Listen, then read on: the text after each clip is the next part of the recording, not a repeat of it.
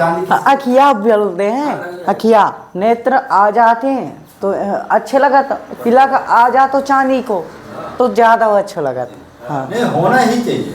तो भक्तों से प्रार्थना है कि महाराज जी की इच्छा है और हनुमान जी को आँख ही का जो है। और समस्या इतनी है कि खुले रहते हैं, तो वस्त्र अगर हो जाते तो वस्त्र पहना देते हैं। अच्छा, लंगोटी, हाँ लंगोट का कपड़ा। हाँ लंगोट का कपड़ा हो, वस्त्र आते हैं। अच्छा, कपड़ा भी आता। हाँ, कपड़ा भी। चोला पक्का चढ़ जाएगा, पक्का चोला। हाँ पक्का चोला चढ़ा के। तो भक्तों से प्रार्थना है कि बालक भगवान की इच्छा है और हनुमान जी की भी प्रेरणा। महात्मा जी को जैसे अचानक प्रेरणा उत्पन्न हो गई और महाराज जी ने बता दिया कि हनुमान जी को चांदी की दोनों आँखें और तिलक और कपड़ा। यदि आप सभी लोग जो हनुमान जी के वो सच्चे भक्त हैं, वो मिल करके सभी लोग, एक व्यक्ति हो सके तो एक व्यक्ति सहयोग करे, दो चार जितने हनुमान जी के भक्त हैं थोड़ा थोड़ा सहयोग कर देंगे तो हनुमान जी की चांदी की आँख आ जाएगी और चंदन आ जाएगी और एक दो पोशाक आ जाएगा। इतने में बढ़िया से हनुमान जी सज जाएंगे। और हमको भी अभी तक कभी ध्यान ही नहीं आया। अच्छा हुआ आपने याद दिला दिया और अच्छे भी लगने लगे, क्योंकि हनुमान जी सही बात है, चांदी के आँख के बिना, चंदन के बिना और कपड़ा के बिना अच्छे थोड़ा कम लगेगा। मुकुट, मुकुट तो चांदी का नहीं आएगा, वो कागज को आ जाएगा। कागज जैसो ये है, देखो जो जैसे है हाँ इस तरह का, इस तरह का। हाँ, नहीं चांदी का वो डाला हुआ, पानी ढाला हुआ। हाँ नहीं तो चांदी का काय को नहीं, चांदी का नहीं, सुनहले। नहीं जैसे मान लो पीतल का है ना, तो उसमें चांदी का हाँ चांदी तो बन जाता है।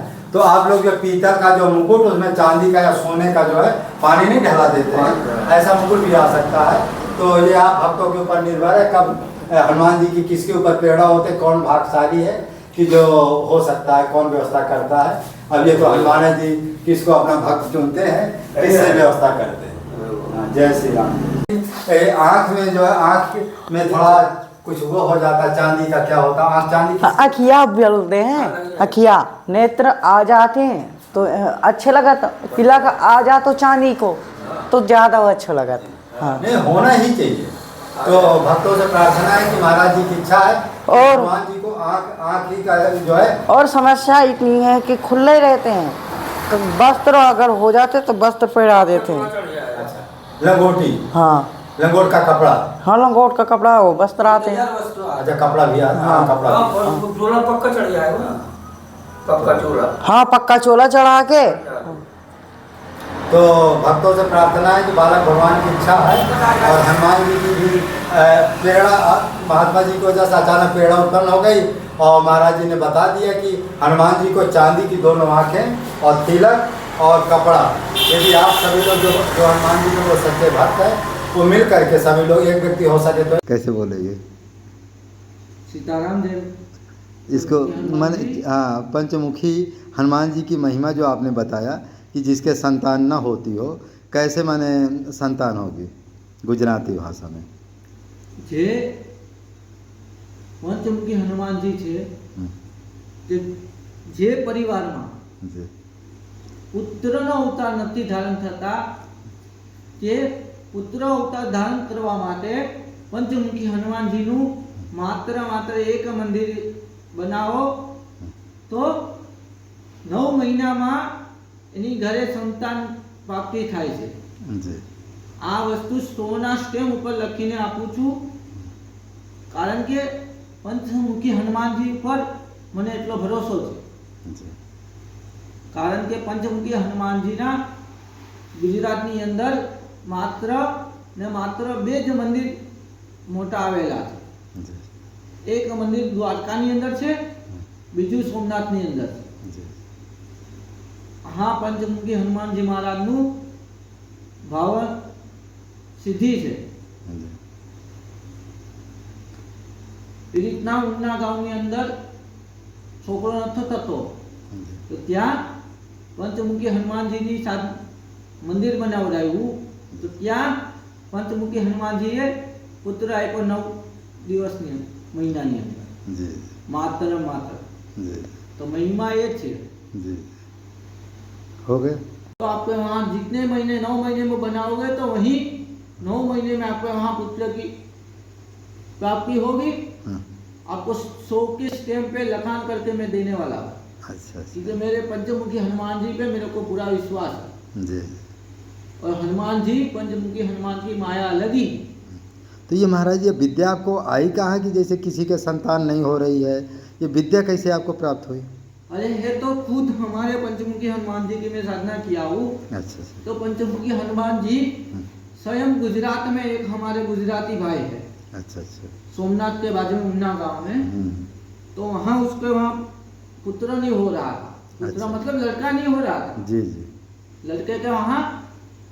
तो मैंने पंचमुखी हनुमान जी की मानता रखी। हम्म, तो वहाँ लड़का होने मैंने बोला उसको कि तुम पंचमुखी हनुमान जी का मंदिर बनवा देना। हम्म, तो उसने 9 महीने में मंदिर बनवाया।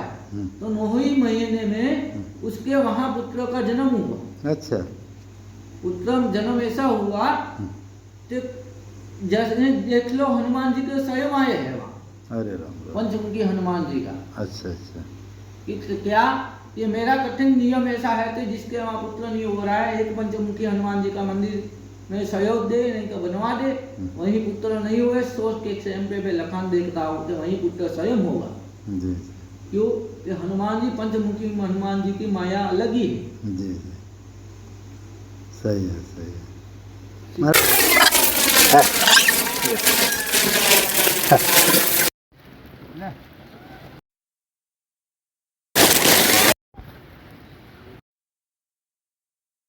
बंदर की सेवा में लगे हुए हैं। आप लोगों को जो दिया हुआ चना है, इस समय तो हम अपने पैसा से ही चना खिला रहे हैं। यदि आप लोगों का सहयोग मिलेगा तो और खिलाएंगे ज़्यादा मात्रा में। ले, तो बंदरों को खिलाने पर बंदरों की सेवा माने साक्षात हनुमान जी की सेवा है, ऐसा मानना चाहिए। बंदरों की सेवा साक्षात हनुमान जी की सेवा है, ऐसा मान करके जो है हम लोग खिलाते हैं। ले,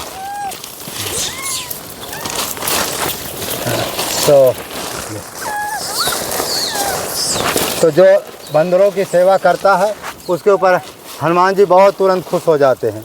इसलिए आप लोग जो है बंदरों की सेवा हमेशा करते रहिए, क्योंकि बंदर की सेवा साक्षात हनुमान जी की सेवा है। और यदि पूजा पाठ कितना भी करो, लेकिन यदि बंदर की सेवा कर दिए तो समझो हनुमान जी बहुत जल्दी मिलेंगे आपको, बहुत जल्दी दर्शन भी देंगे। तो इस तरह से आप लोग बंदर की सेवा करते रहिए। और हम जो है बार बार यही आग्रह करते हैं कि देखो ये बंदर कितने प्रेम से खाते हैं, इनको दक्षिणा विदाई भी नहीं लगती है। और बिना दक्षिणा विदाई के थोड़ा और पास में आ जाइए, पास में थोड़ा दिखा दीजिए उसको, जूम करके। हाँ, तो इस तरह से जो है बंदर की सेवा आप लोगों की वजह चलती रहे और चलती रहेगी। और मंगलवार शनिवार की हमारी इच्छा है कि हर मंगलवार शनिवार को जो है यह सेवा चलती रहे। और थोड़ा है और खिलाते हैं। आप किधर आ जाओ, हाँ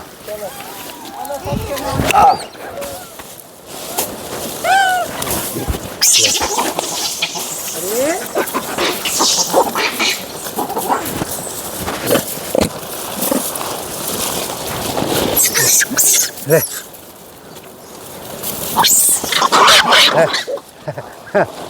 बड़े विचित्र बंदर हैं। तो इस तरह से आप लोग जो है, आप लोग भी सहयोग करिए, जिससे जो अधिक से अधिक जो है बंदरों की हम लोग सेवा कर सके। क्योंकि बंदर की सेवा साक्षात हनुमान जी की सेवा है। हमको भी ऐसा संकेत मिला है, नहीं हम बंदर की सेवा कहाँ करते थे। इसलिए जो हनुमान जी का परम भक्त हो तो ज़रूर जो है बंदर सेवा करे, क्योंकि बंदर सेवा साक्षात हनुमान जी की सेवा है।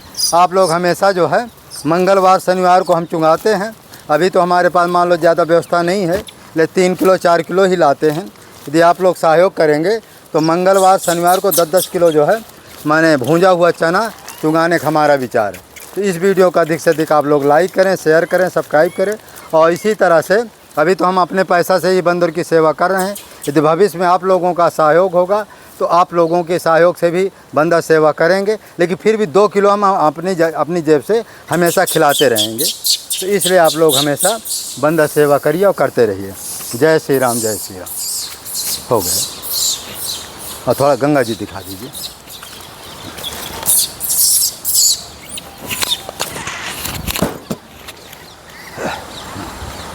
तो ये देखिए ये गंगा जी हैं। सो सर धार नाव मंदाकिनी, जो सब पातक पोतक डाकनी, ये सोसरी की धारा है, इसका नाम गंगा जी है। और यही गंगा जी को अनसुईया जी ने अपने तपोबल से राम नाम के बल पर ये प्रकट किए हैं, क्योंकि दुनिया में एक ही शक्ति है, राम नाम।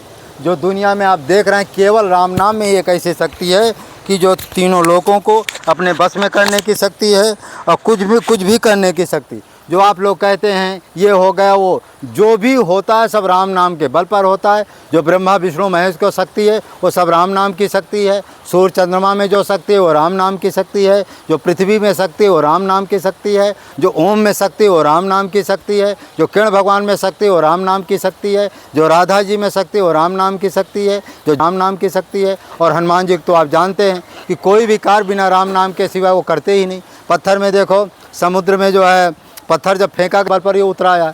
तो जीवन में एक चीज़ माने अपने जीवन में उतार लो कि राम नाम के सिवा तीनों लोकों में अनंत ब्रह्मांडों में इससे बड़ा कोई मंत्र है ही नहीं।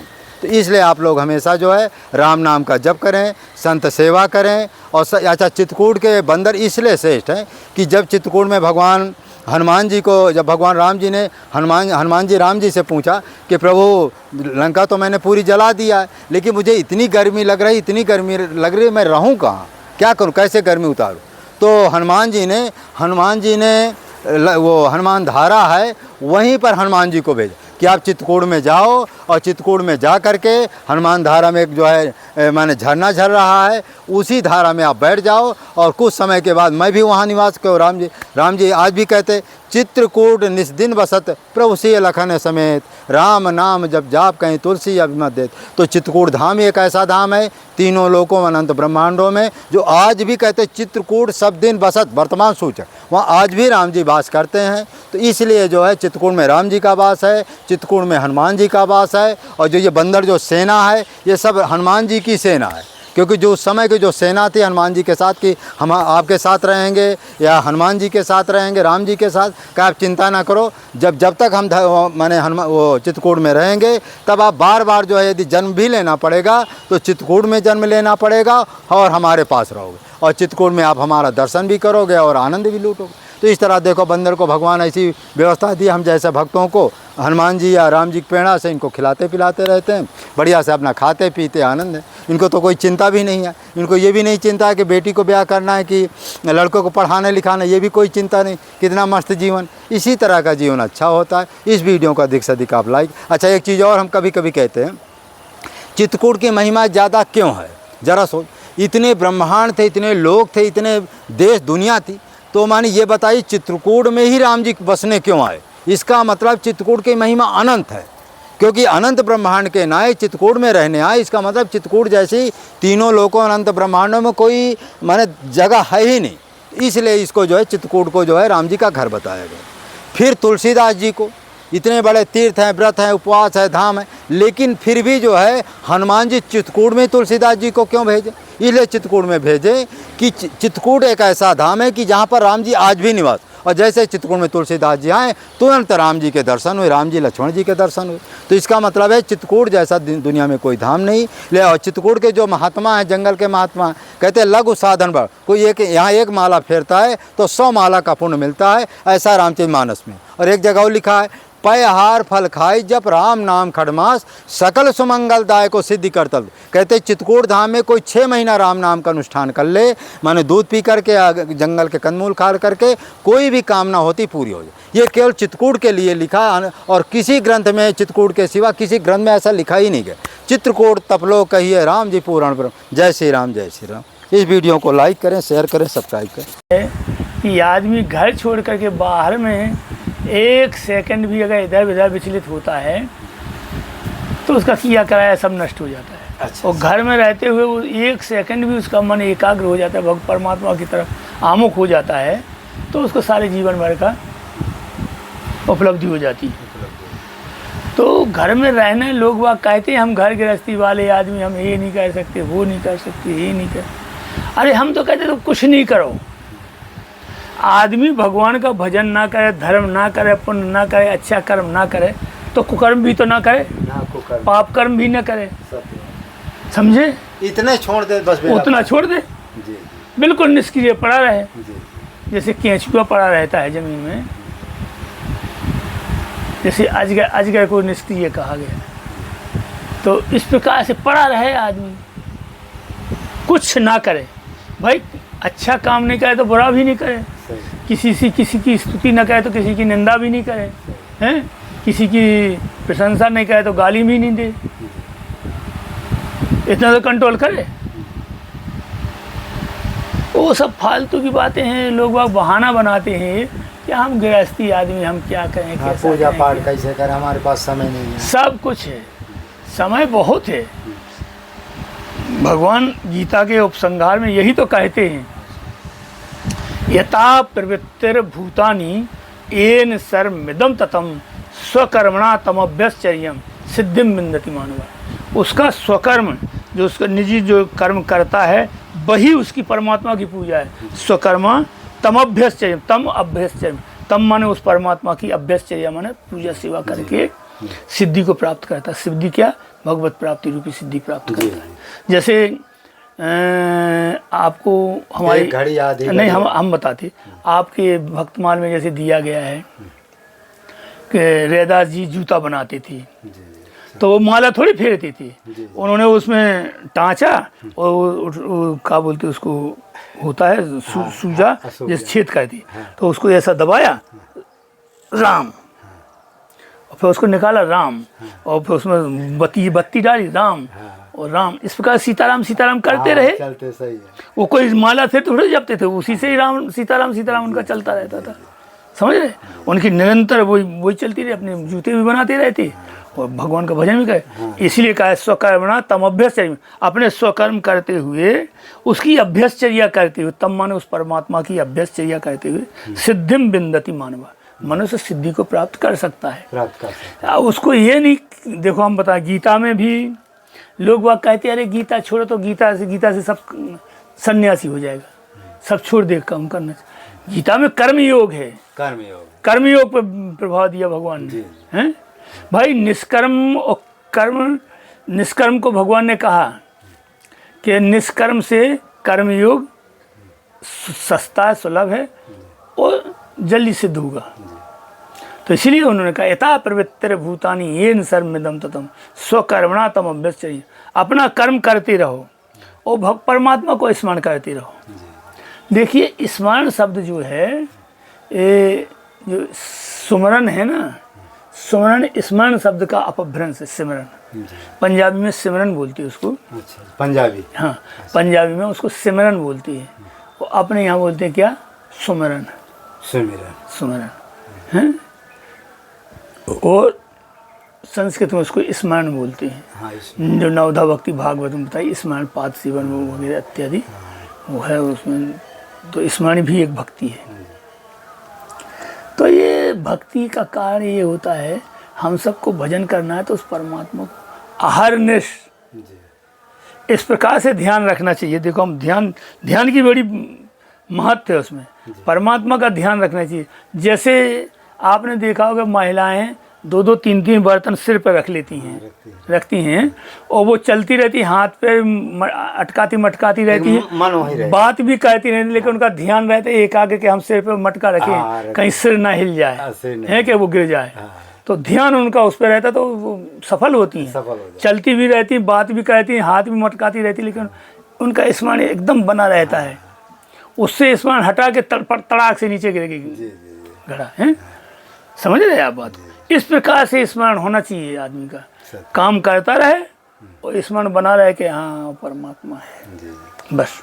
महाराज एक छोटी चीज में एक दृष्टांत है, एक किसान था, तो किसान महाराज हर जोतता तो अपना सीताराम सीताराम जपता था, तो भगवान उसकी हमेशा प्रशंसा करते कि यार वो भगत हमारा बहुत अच्छा बहुत है। तो नारद जी का तो काम है, कहा है, वो गए, देखा सारा दिन भर उसके साथ रहे, 1 मिनट बैठ करके वो माला नहीं फेरता था। भगवान के पास गए, कहते तो इतना बड़ा भगत, उसको इतना बड़ा भगत तुम बताते हो, मैं तो उनके पास 24 घंटा रहा, 1 मिनट भी बैठ करके माला नहीं फेरा। कहा अच्छा, कहा फिर जो है ठीक उसको दीपक दिए, उसमें तेल पूरा भर दिए, कहा जा करके बताएं कि वहाँ से घूम टहल करके हमारे पास आओ। तो गए, घूम टहल कर ले आए। अब कहा कितनी बार राम नाम लिए?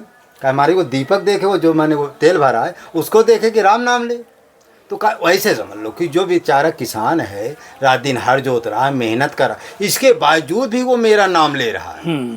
माने किसानी कर रहा, हर जोत रहा, फिर भी मेरा नाम ले रहा है। यही तो जनक जी ने दिया था, विश्वामित्र जी को ज्ञान दिया था। अच्छा। विश्वामित्र जी उनसे सत्संग करने गए थे, तो उन्हें पानी का भरा कटोरा रख के हाथ पे बोले इसमें से पानी नहीं छलकना चाहिए, जाओ हमारे महल में घूम आओ।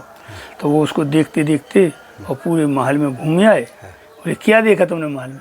बोले हमने कुछ नहीं देखा, हम तो जल देखते थे कि इसमें से बूंद ना गिर जाए, आपने ये कहा था। तो बस तो इसी प्रकार संसार में रहना, आप संसार में घूमते रहो लेकिन आपका ध्यान परमात्मा के उसमें एकाग्र है। समझे? इस प्रकार से कई दृष्टांत है, कई प्रकार से दृष्टांत समझाए जाते हैं, लेकिन दृष्टांतों को समझे कोई आदमी, वो दृष्टांत कोई सही नहीं माना जाता है। हम लोगों को शिक्षा नहीं उस बात को समझने के लिए हम को दृष्टांत दिया जाता है, वो समझाने के लिए हम लोगों को दृष्टांत है कि ऐसा। अब देखो किसान का वहाँ कोई नाम नहीं है, केवल माने एक दृष्टांत टाइप है। अरे अपने जो ये बग्गी बाबा थे, बग्गी बाबा को नाम सुना तुमने? नारायणदास जी नाम था उनका। अच्छा। बगई वाले बाबा जो रामघाट पे वो कीर्तन कराते रहे, अच्छा, मुझे मर गए वो। फटिकशिला बोलते उस स्थान को, सरजू के किनारे है नए घाट पे। तो वो क्या है कि हल हाँकते थे, और हल हाँकते में मानसिक पूजा करते थे भगवान की। अच्छा। हाँ, तो भगवान को वो दही परोस रहे थे, भगवान को मानसिकता में भोजन में दही परोस रहे थे। तब तक पीछे से कहा है हाँक देख, आगे वाला हल कितने दूर तक पहुंचा, पाछे से उसने विक्षेप कर दिया, वो गिर पड़ी। वो गिरे तो उनके मुंह से दही निकला पड़ा। ए बग्गी बाबा अभी शरीर छूटा है उनका। अच्छा। हाँ, चित्रकूट में नहीं, अयोध्या में। अच्छा, अयोध्या में फटिकशिला है ना जो जी। हाँ, अभी शरीर छूटा। नारायणदास जी नाम था उनका। अभी कीर्तन उनका चलता है।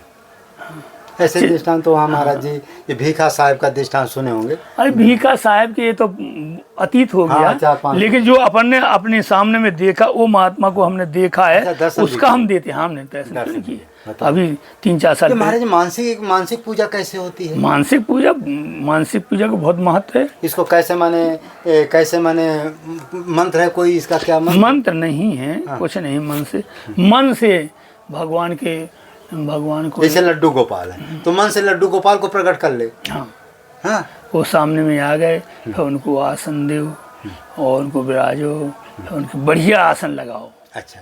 बढ़िया फूल ले आओ, बढ़िया पत्तों से बढ़िया झरोखा बना करके सजाओ उसको मन से ही। अच्छा। कोई वस्तु लाना नहीं, उसमें कोई पदार्थ की जरूरत नहीं। मन से ले आओ। हाँ, बैठे भगवान को बिठा लो, फिर बिठा के भगवान को श्रृंगार करो, फिर उनको निरावरण करके उनको स्नान कराओ, फिर स्नान करके उनका तिलक वगैरह करके श्रृंगार करो। श्रृंगार करके ले हम तुलसी ले आ रहे, तुलसी ले आके तुलसी चढ़ाई, फूल ले आ रहे, ये फूल ले आ रहे, वो फूल ले आ रहे, ये माला ले आ रहे, ये माला से बंगला सजाओ उनका। फिर सज करके रामचा से फिर उनको बढ़िया तरह अच्छी बढ़िया रसोई बनाओ रसोई, फर्स्ट क्लास की रसोई, फिर थाल में परोस के भोग लगा। 56 प्रकार की नहीं, हजारों प्रकार की। 56 प्रकार की, वो 56 तो गाँव गया। अच्छा, हजारों कई प्रकार की, वो जितनी तुम बना सको उतनी। मानसिक तो बनाना है, उसमें कोई संपत्ति थोड़ी लगनी है। सही है। कई तरह की बनाओ, कई तरह की गुजिया बनाओ, कई तरह की जलेबी बनाओ, कई तरह की इमरती बनाओ, कई तरह के रसगुल्ला बनाओ।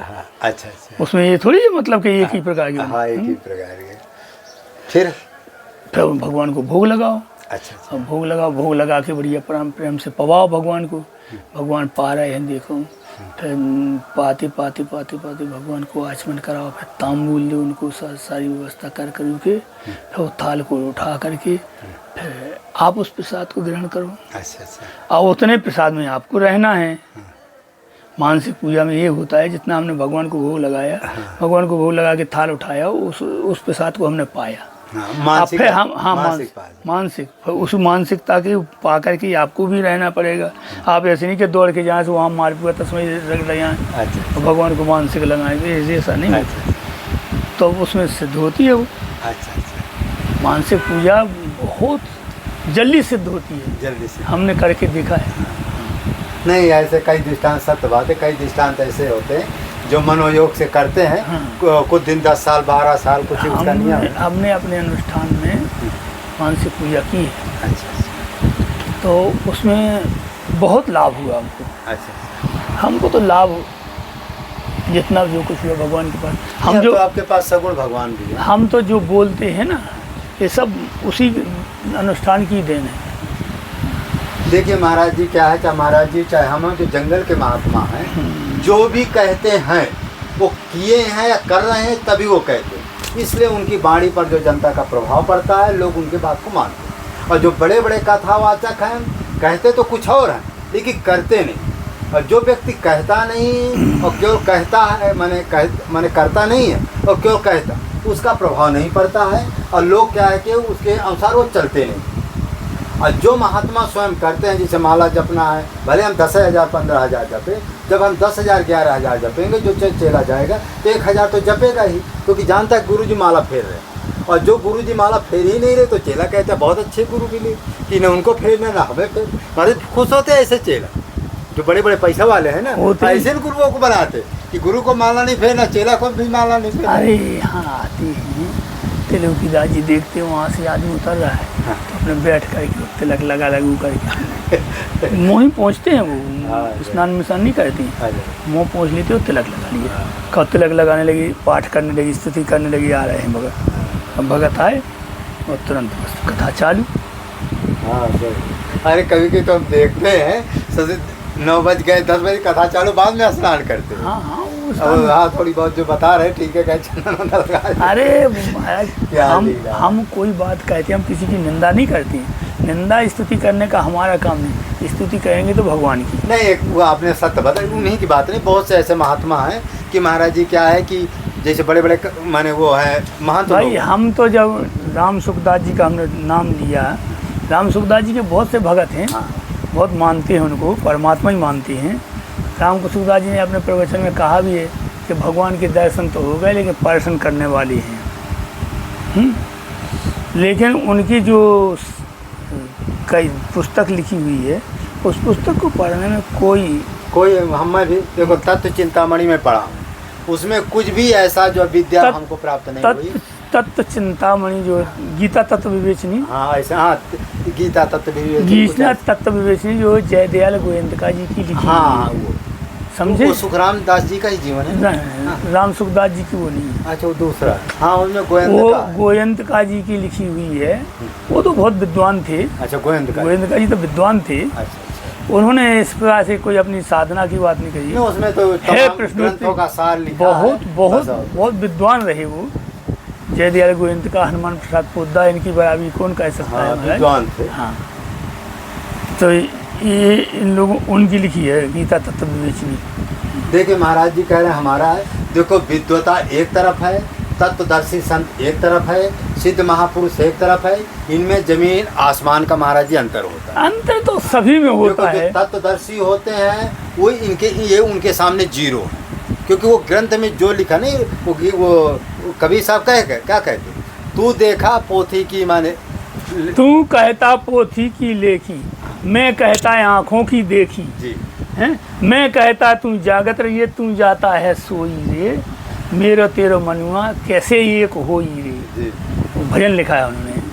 तो बस इतना अंतर है, जो तत्वदर्शी है, जो आँख से देखते हैं, अपने जीवन में अनुभव करते हैं, उसी को उठाकर लिखते हैं। किसी भी ग्रंथ की जो है वो माने वो नहीं करते हैं, नहीं वो क्या बोल नकल, न नकल करते हैं न निंदा करते हैं। हाँ न नकल करते हैं। हाँ, उसकी पुष्टि करने के लिए उसकी समीक्षा जरूर करते हैं। जो कहीं पर उस बात रामायण है, गीता है, सभी संतों ने, जितने महाराज दिव्य संत थे, सभी रामायण है, गीता है, भागवत है, वेदों की सबने प्रशंसा किया, सभी ने प्रशंसा किया, लेकिन उसको अपने अनुसार उन्होंने लिख दिया। तो इस तरह से महापुरुष, अब ज़्यादा महाराज जी का भी सोने का समय है, तो महाराज जी की छोटी मोटी कुछ दक्षिणा दे देते हैं। अभी महाराज जी को थोड़ा हॉस्पिटल ले गए थे, कुछ दवाई इलाज कराए थे, जो छोटी मोटी, महाराज जी को ज़्यादा रोग नहीं। तो मैंने कहा था महाराज जी कान में, अरे कुछ नहीं था यार, चलो तो कान में हल्का फुल्का कुछ दर्द था, तो महाराज जी की दवाई हो गया है।